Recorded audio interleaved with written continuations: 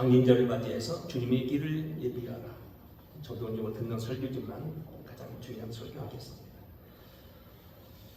우리나라 역사 가운데서 그 명암이 가장 극명하게 대립되며 공과가 갈리게 되는 사람들이 몇 분 있는데, 그 중에 가장 대표적인 사람이 바로 현대사 중에는 이승만 대통령이라고 생각됩니다.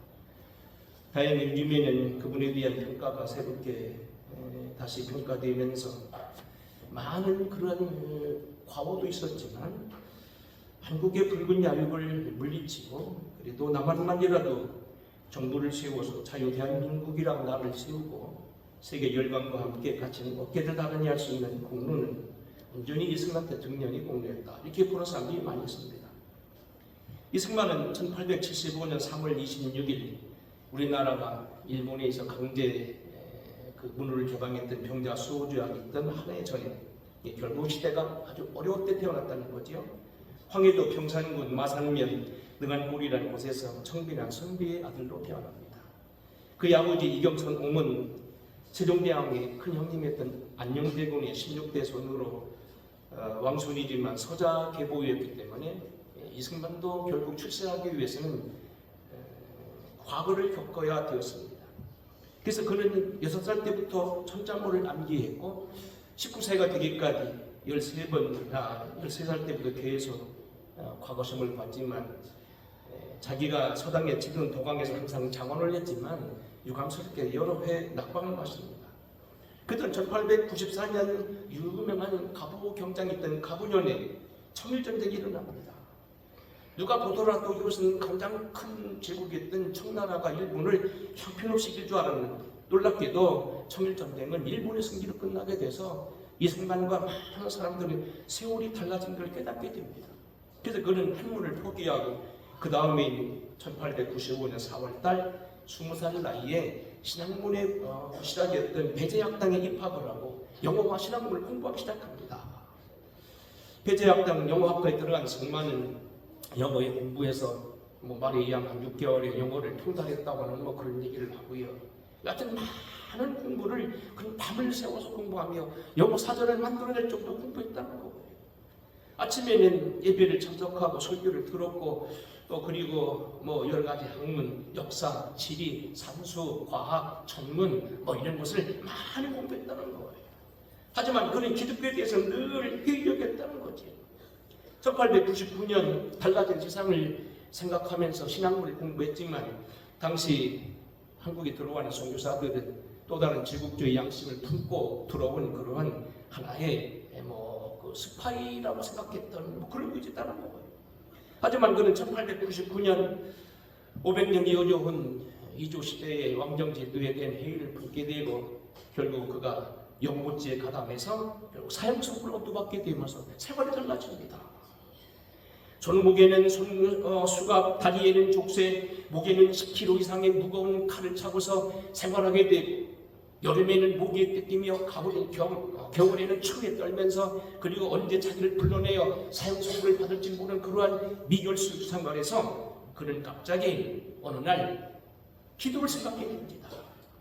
배제학당에 들어가서 수년간 공부하고 그 예배를 드리면서도 선교를 들으면서도 회의적했던 그가 자기 생각이 다급해지고 생명의 유혹을 받게 되자 드디어 선교사들이 가르치던 성경책을 읽기 시작하고, 그들이 뒤로는 성경책 속에서 결국 기도합니다. 당시 이승만이 밝혔던 자기 회심 과정은 이렇게 얘기합니다. Mr. Lee's story of his imprisonment라는 그런 글에 나와 있는 얘기입니다. 나는 감방에서 혼자 있는 시간이면 성경을 읽었다.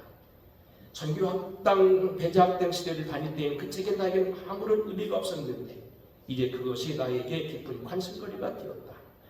어느 날 나는 선교학교에서 어느 선교사가 설교했던 하나님께 기도하니 하나님께서 그 기도에 응답해 주신다는 말씀이 생각이 났다.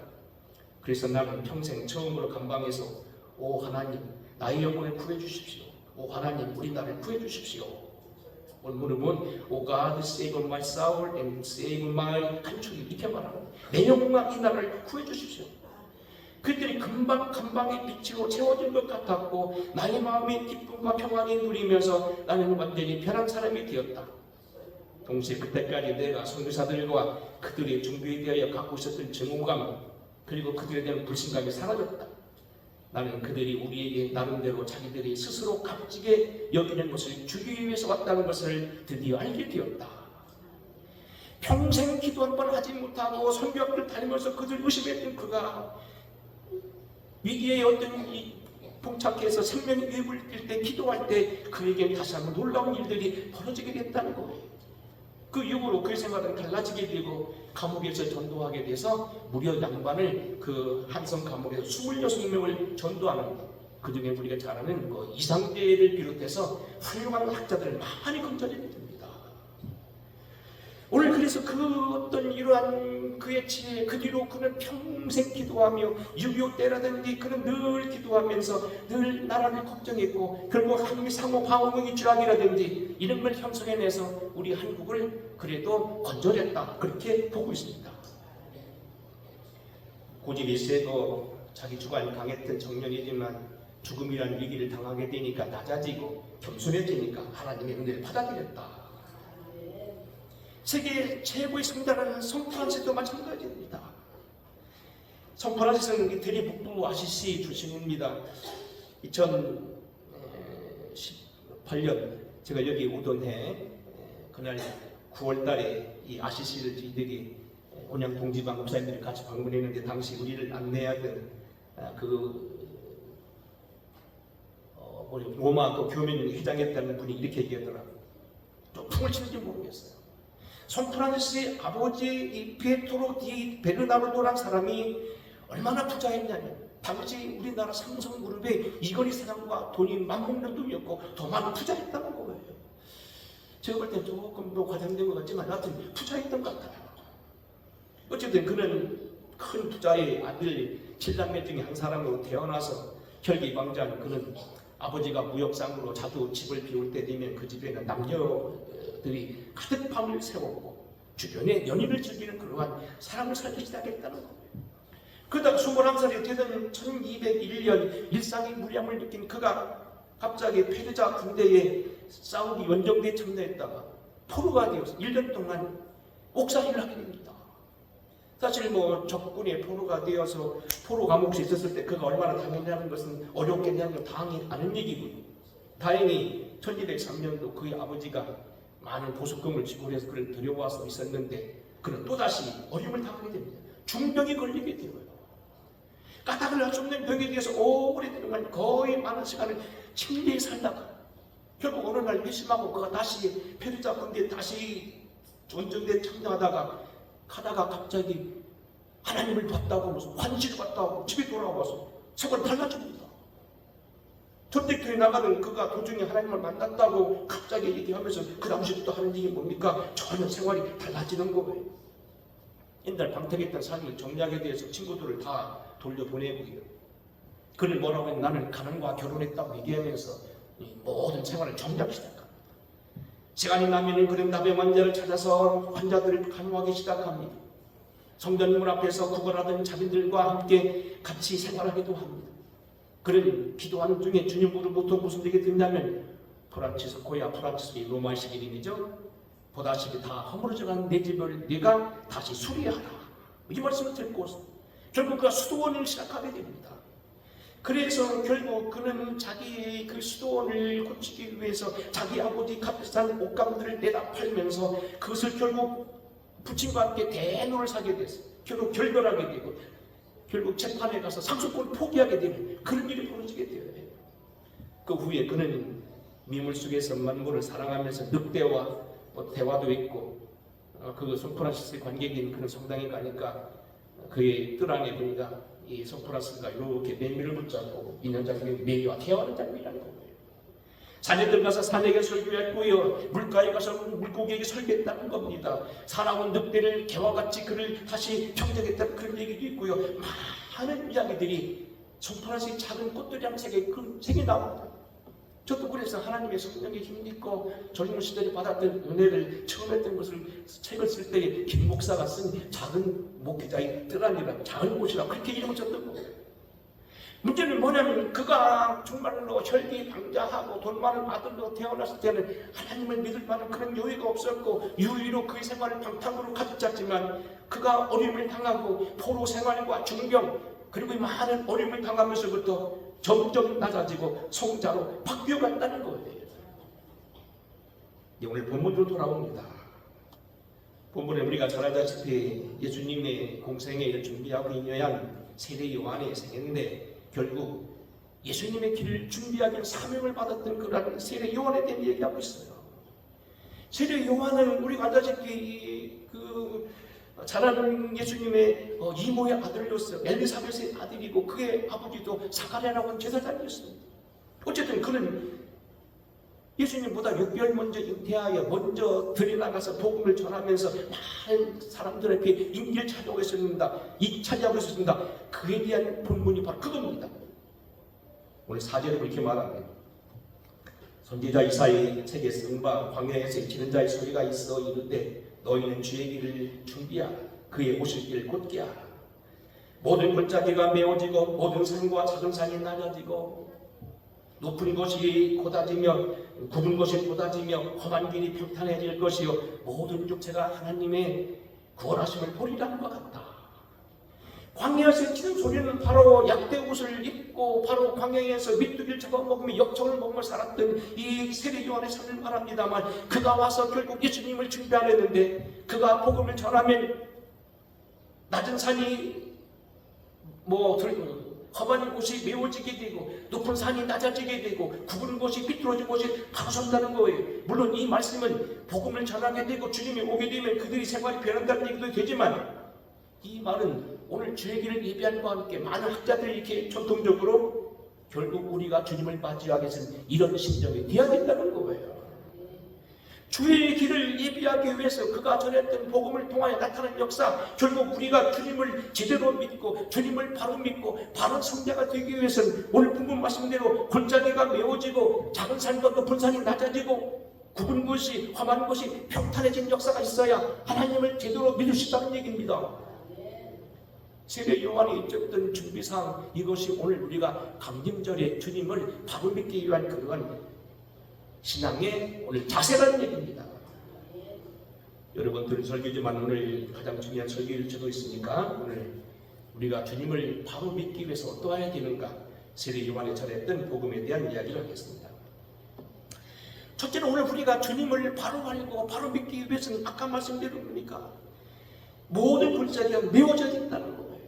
한번 따라하겠습니다. 골짜기가 메워지고 골짜기는 메워지고 오늘 골짜기는 무슨 얘기입니까? 영성이 회복되어진다는 거예요. 골짜기처럼 푹 베어지고 낮아지고 상처받고 힘들어하는 사람들, 그들이 우선 제대로 된 용기를 가지고 바른 신앙을, 바른 마음 자세를 가질 때 제대로 복음이 임한다는 겁니다. 마음이 비뚤어지고 마음이 약해지고 너무 상처를 받아도 하나님을 몰라보게 되고 오히려 하나님 말씀을 왜곡하는 일들이 많아진다는 겁니다. 불빛 주석이라는 주석책은 이 부분을 이렇게 주석합니다. 읽어보겠습니다. 신앙에 관심이 떨어진 바리새인들이나 기타 종교 지도자들이 하나님에 대한 관심이 다시 고조되어져야 하는 것으로 해석합니다. 신앙 상처나 장벽을 딛고 다시 하나님을 더욱 사랑하게 되리라, 이런 뜻입니다. 하나님을 너무 어렵게만 생각하고 높게만 생각하고 있는 사람들, 나와는 상관없고 하나님은 인간의 실제 생활보다는 개입하지 않는다고 평가하는 사람들입니다. 그것이 완악하거나 고집이 세워졌건 낮아졌건 아니면 어려운 상황이나 사건을 통하여 상처를 받아서 낮아졌건입니다. 결국 이 얘기는 무슨 얘기냐면 우리가 상처가 많고 우리가 진정한 마음속에 제대로 된 어떤 마음을 갖추지 못하면 하나님의 복음이 왜곡되게 되고 구유와 복음이 제대로 임하지가 않게 되고 슬픔 속에서 모든 복음이 결국 뭡니까? 흩어지게 된다는 얘기입니다. 특별히 유대 산지 부근에는 골짜기가 많습니다. 제가 신학교에서 성서 지리학을 공부하고 요즘에도 가끔 성서 지리에 대한 많은 책을 보게 되는데 이스라엘은 아주 지리학이 백화점입니다. 높은 산이 있어서 헐몬산, 우리나라 백두산 높이만 한 2744m 그 고가는 그런 큰 산이 있는가 하면 여리고에 있는 사해바다 같은 경우에 해발 뭡니까? 399m가 낮으로 바다 밑으로 들어가 있습니다. 호수가.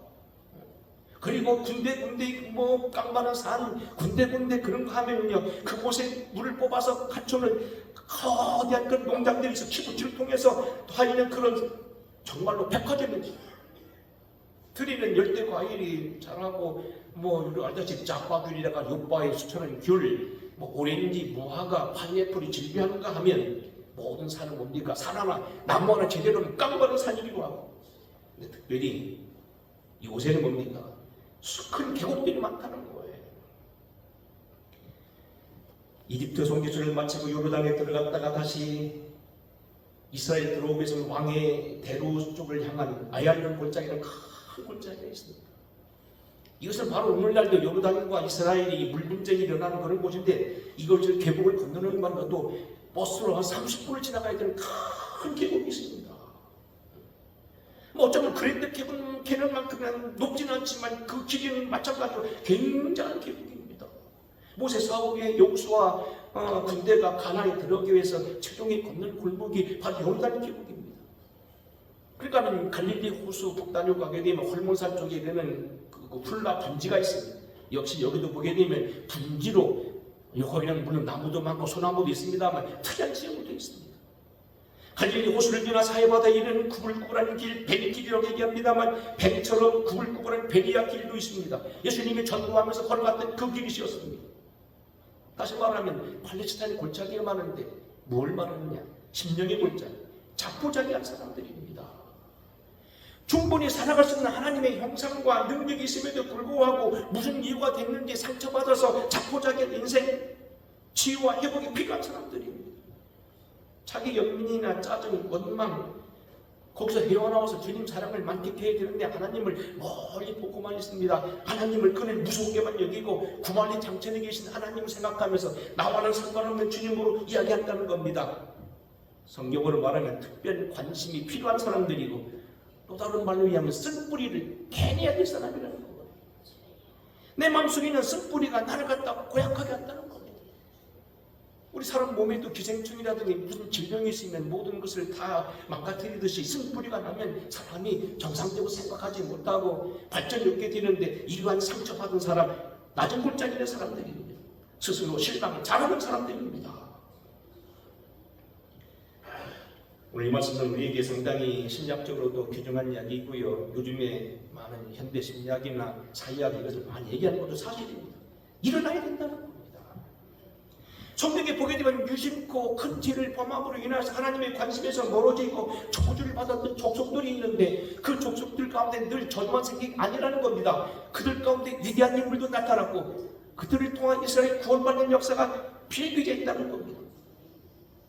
가장 예를 든다면 나오미 가정은 남편이 죽고 아들 아들 두 아들이 그냥 죽습니다. 그래서 요르단에 내려가서 고용당하게 되지요. 근데 나중에 그 노시다고 하는 그 메디를 통한 가정의 회복이 나타나, 바로 알다시피 뭡니까? 이스라엘의 왕통이 되고 다윗의 조상님입니다. 성경에 보게 되면 소위 하비로 히브리라는 말이 여기서 나왔다고 하는데, 노예 생활을 하던 사람, 이집트에서 정말로 빈민 생활을 하고 청년 생활을 했던 하비루라는 사람들이 많았는데, 이들이 나중에는 결국 히브리 사람이 이름이 됐다는 얘기입니다. 히브리 같은 종의 출신들이, 다시 말해 우리나라 같이 많은 어려움을 당해도 우리나라도 세계적인 큰 나라가 될 수 있다는 겁니다.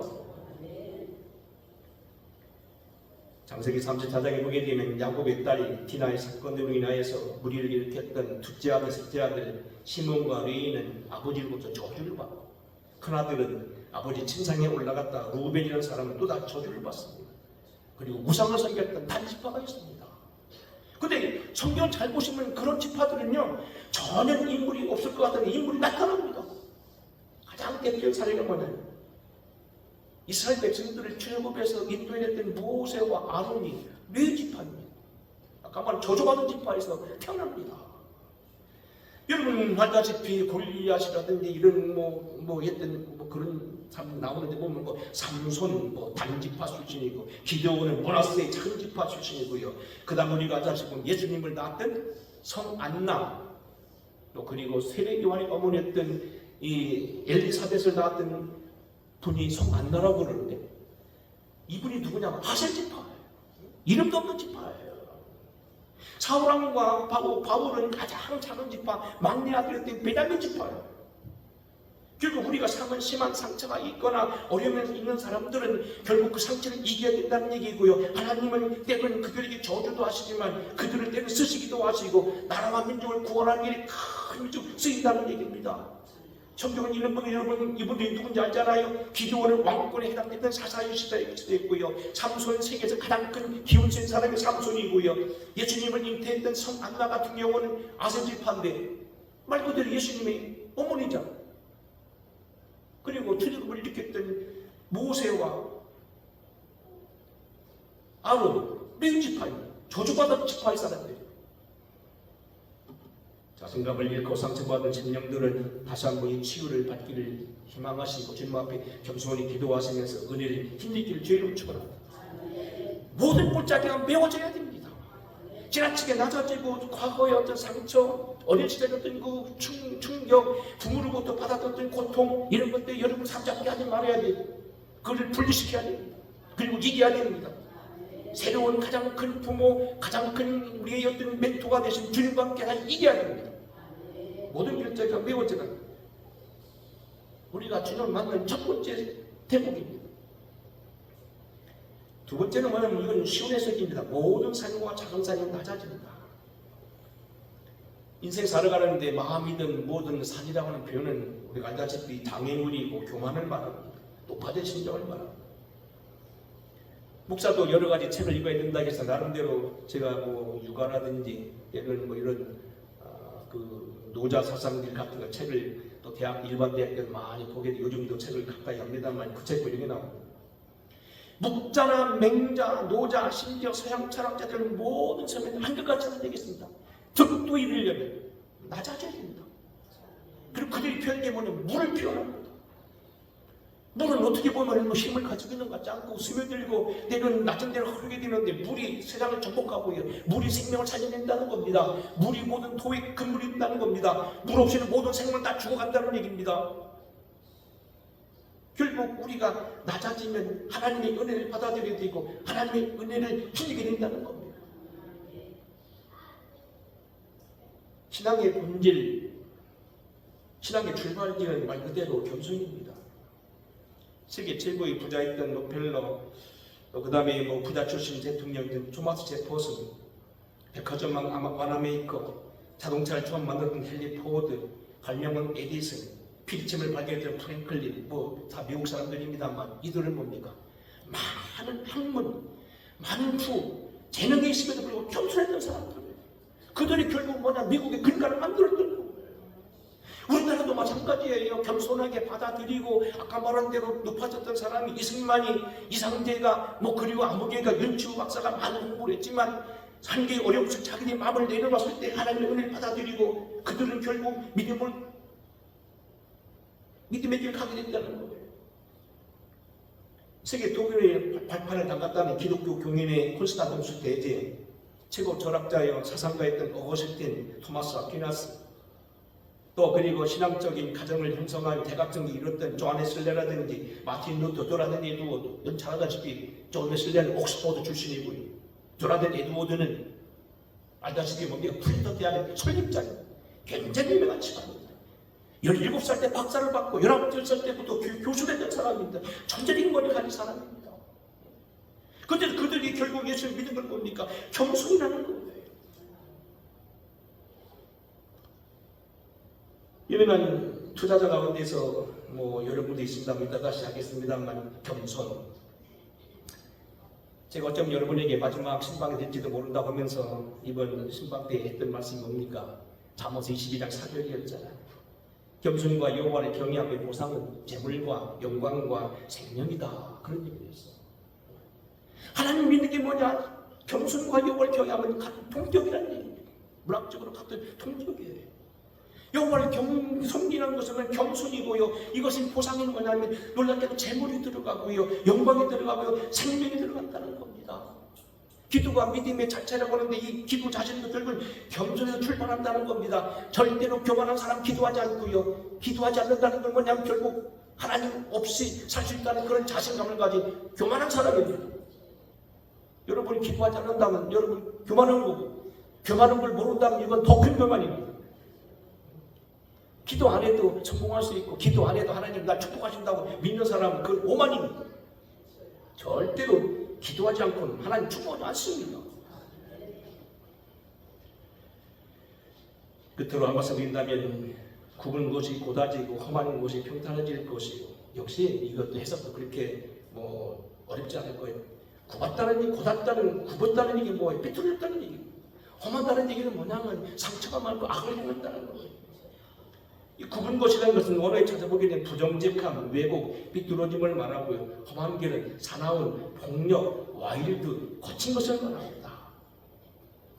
세례 요한이 오늘 본문 말씀 이어서 7절에 이렇게 말합니다. 세례 받으러 나오는 무리에게 이를 때 독사의 자식들아, 누가 너희를 일러 장차 올 진노를 피하라 하더냐. 그러므로 회개에 합당한 열매를 맺고 속으로 아브라함이 우리 조상이라 말하지 말라. 내가 너에게 이르노니 하나님이 능히 이 돌들로도 아브라함의 자손이 되게 하시리라. 회개 없이 자기 생활을 개정하지 않고 하나님께 나온 사람들이 뭐라고 표현했냐면, 이 세례 요한이 무식한 표현 썼습니다. 원색적인 표현입니다. 독사의 자식들아. 그리고 너희는 네가 생각할 때 네 왕통이 아브라함의 후손이 말하지 말라는 겁니다. 참 아브라함의 아들은 그렇지 않다는 겁니다. 아브라함의 조상이란 말하지 말라는 겁니다. 하나님은 돌들로도 아브라함 만든다는 거고 자손도 만든다는 겁니다. 중요한 것은 너희가 바로 서는 거라는 거예요. 유명한 성서학자 렘스키는 이 본문을 이렇게 해석합니다. 굽은 것과 험한이라는 말은 도덕적이고 영적인 의미가 비유적으로 포함되어 있다. 즉 구분이라는 말은 히브리 표현으로 속이는 아크자브라는 뜻인데, 이것은 속인다는 말, 사기치는 거, 굽었다는 거. 말만 하면 거짓말하고 말만 하면 거짓말 짜고 내보남도 이거 악한 겁니다. 또 하나는 뭡니까? 험한 것이라는 것은 말 그대로 악이 있다는 겁니다. 의도를 가지고 상대방을 곤란하게 만들고 상대방을 악으로 몰아가고 자기 이익을 취하는 거, 륵하심이라고 하는 원어에 나온 얘기입니다. 악이 모여있는 거, 륵하심. 근데 이걸 고쳐야 된다는 거. 그래야 하나님이 바로 믿게 된다는 거예요. 현대의 큰 거부 중에서 지금 아마 살아계시는지 모르겠습니다만, 템플턴이라는 분이 있습니다. 우리나라 한경리 박사님이 그 템플턴 상을 받았는데 상금이요 노벨상보다 많습니다. 엄청난 부자입니다. 템플턴이요. 근데 이분은 본래 부자가 아니고 사실 큰 부자는 아닙니다만 기도하는 사람인데 은행에서 돈을 빌려다가 투자해가 시작했는데 돈을 억수로 버는 사람. 그래서 이 사람이 나중에 템플턴 상이나 만들었어요. 그래서 이 템플턴이라는 사람 세계 유인 중 하나에 적혀 있고, 여러분 서점에 가게 되면 템플턴 책을 달라면 몇 분을 찾으실 수 있는 유명한 사람입니다. 근데 그분이 이런 얘기를 했어요. 그 전기에 나오는 얘기입니다. 도덕성과 정신적 삶의 원칙들을 우리의 인생들을 살아가면서 행하는 모든 것은 기본이 되어야 한다. 우리가 말하는 모든 것, 생각하는 모든 것이 그래야 한다. 우리의 행동도 마찬가지로 이 원칙들이 기초해야 된다. 투자 문제 역시 예일 수 없다. 돈을 버는 사람은 거짓말을 하고 앞에서 하고 뒤에서 어떤다 그러는데 아니라는 겁니다. 진짜 하늘이 낸 투자는 정직해야 된다는 겁니다. 기도하며 하나님 뜻대로 생하는 정직한 사람이 하나님 크게 축복한다는 겁니다. 이것들이 우리의 원칙이 되어야 된다는 겁니다. 우리는 알다시피 부자가 되려면 거짓말하고 가난한 사람 더 후리고 그렇게 되는 걸 알고 있는데 아니라는 겁니다. 옥중에는 바울이 이렇게 옥중 서신을 이렇게 표현합니다. 에베소서입니다. 그런즉 거짓을 버리고 각각 그 유수 더불어 참된 것을 말하라. 이는 우리가 서로 지체가 됨이니라. 분을 내어도 죄를 짓지 말며 해가 지도록 분을 품지 말며 마귀로 틈을 타지 못하게 하라. 화내더라도 빨리 화해하라는 거예요. 내일과 또 싸워서 오래 등지고 사람은 암 생겨요. 그거 필요 없고 그렇습니다. 용서는 그 사람 때문에 그런 게 아니라 나 때문에 그런 거예요. 자기가 품고 있으면 계속 병이 되는 거예요. 고혈압이 생기고 이상병 생긴다는 거예요. 도적질하는 자는 다시 도적질하지 말고 돌이켜 빈궁한 자에게 구제할 것이 있기 전에 제 손으로 수고하여 선한 일을 하라. 무릇 더러운 말은 너 입 밖에도 내지 말고 오직 턱을 세우는 데 소용되는 대로 선한 말을 하여 듣는 자들이 은혜를 끼치게 하라. 성령을 근심하게 하지 말라. 그 안에서 너희가 구속하는 날까지 인치심을 받아들이라. 쭉 나옵니다. 모든 악도 불안과 분냄과 떠드는 것과 회방하는 것과 모든 악의를 함께 버리고 서로 인자하게 하여 불쌍히 여기며 서로 용서하기를 하나님 그리스도 안에 너희를 용서하실 것 같지 않아. 물론 우리가 하나님을 믿으면 이렇게 용서하게 되고 참하게 되고 하지만 우리 스스로 그런 마음을 가지고 그의 마음을 가지면 더 하나님 준비된 그릇이 된다는 거예요. 결국 우리가 기도는 우리의 삶이고 그게 우리 인생의 목표가 되는 겁니다. 빌립보서 4장 8절이죠. 정말로 형제들아 무엇이든지 참되며 무엇이든지 경건하며 무엇이든지 오르며 무엇이든지 정결하며 무엇이든지 사랑할 만하며 무엇이든지 찬미할 만하며 무슨 덕이 있든지 무슨 기둥이 있든지 이것들을 생각하라. 물론 예수 믿는 형제들 그들께 살아있다는 얘기도 되지만 다시 말씀 이런 마음을 가져야 하나님께 더 축복하신다는 거예요. 주의 길을 준비한다는 건 바로 이러한 세 가지 마음. 낮아진 마음을 다시 메워줘서 평정을 찾아야 되고 너무 슬프게도 안 된다는 겁니다. 너무 상처받은 걸 품고 싶으면 안 된다는 겁니다. 해결받아야 된다는 겁니다. 높아진 건 낮아져야 되고요. 그래서 고린도서 10장도 나오잖아요. 모든 이론과 모든 것을 파야 하나님 말씀 임한다는 거예요. 자기 주장을 내세우면 하나님 복음 임할 때 없다는 거예요. 자기를 비워야 하나님 말씀 채워진다는 거예요. 나가서 삐뚤어진 거, 험한 거, 잘못된 거 고쳐진다는 거예요.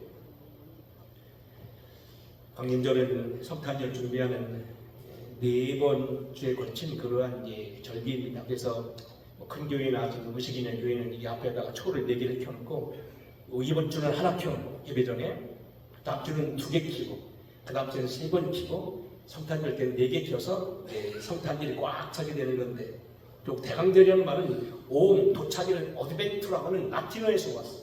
어드벤투스라고 하는 다가온다는 말인데 다가오는 주님을 우리가 맞이할 준비를 해야 된다.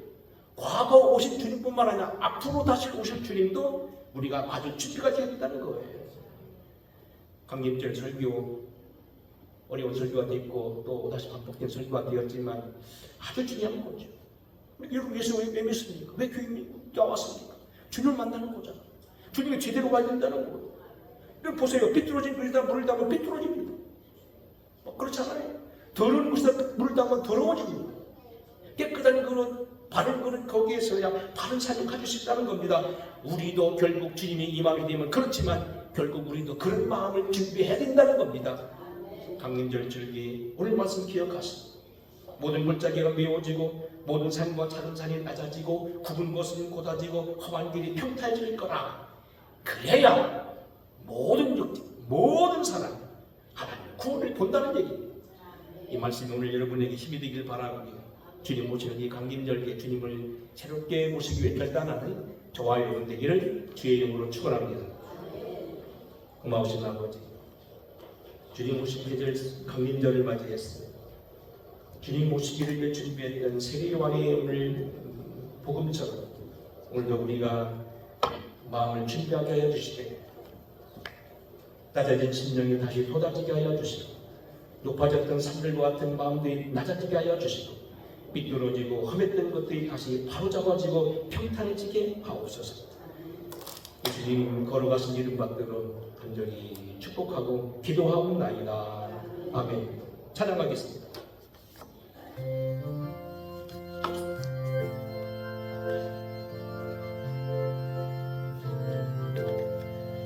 주님 찾아오셨네. 목숨도 빌리세. 다시 말을 쓰셨네. 오시오